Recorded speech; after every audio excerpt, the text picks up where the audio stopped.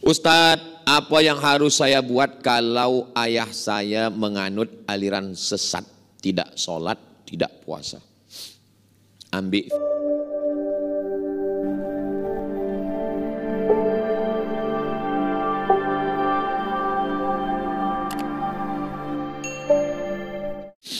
Ustadz, apa yang harus saya buat kalau ayah saya menganut aliran sesat, tidak sholat, tidak puasa?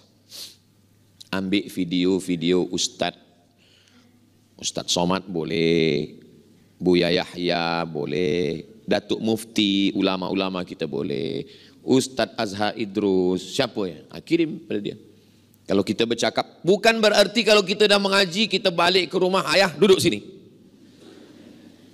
Saya Ustadz, tapi di hadapan ibu saya ni tetaplah budak kecil yang baru pandai berjalan. Sebab orang tua tidak pernah menengok anaknya besar. Puan muslimat, bila menengok anak, walaupun dia dah punya anak, maka di mata puan, dia tetaplah budak kecil yang dulu terlangkup waktu belajar berjalan. Jadi jangan cuba kita nak nasihatkan dia.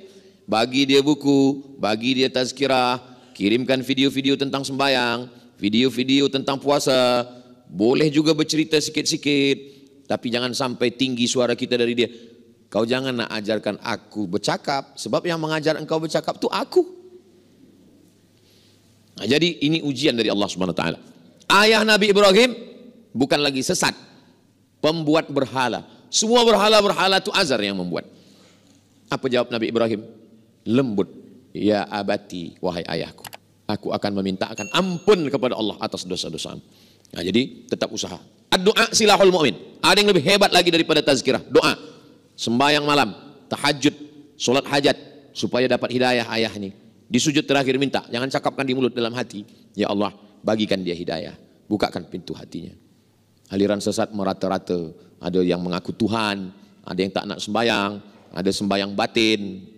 Ayah tak sembahyang, sembahyang cukup batin saja. Tapi nampaknya ayah makan nasi. Kalau sembahyangnya batin, makannya batin juga lah ya. Engkau tak tahu. Tapi dalam itu dia berpikir, betul juga ya. Kalau sembahyang batin, makan kenapa tak batin? Sikit cakap itu, tapi mengena di hati dia. Saya banyak jumpa orang, taubatnya itu karena tidak pakai ayat. Jumpa saya seorang lelaki, saya ni dulu ustaz orang tak baik, saya minum khamar, saya berjudi, saya berzina, saya buat haram. Kenapa Tuhan bertaubat? Bini saya bercakap 5 kata saja ustaz. Bila abang nanti mati, macam mana? Lama saya menung. Saya tazkirah 1 jam belum tentu masuk ke hati orang. Dia cakap cuma 5. Bila abang nanti mati, macam mana? Sampai pukul 2 malam saya terfikir, ustaz, macam mana kalau aku mati? Akhirnya saya bertaubat ustaz. Jadi baru saya faham. Bukan masalah ayatnya, bukan masalah hadisnya, bukan masalah hebat bercakapnya, tapi dari mana cakap itu datang. Cakap yang dari hati akan ke hati juga masuknya. Cakap yang dari mulut akan ke mulut juga sampainya. Mudah-mudahan yang saya sampaikan ini dari hati, masuk ke hati kita semua.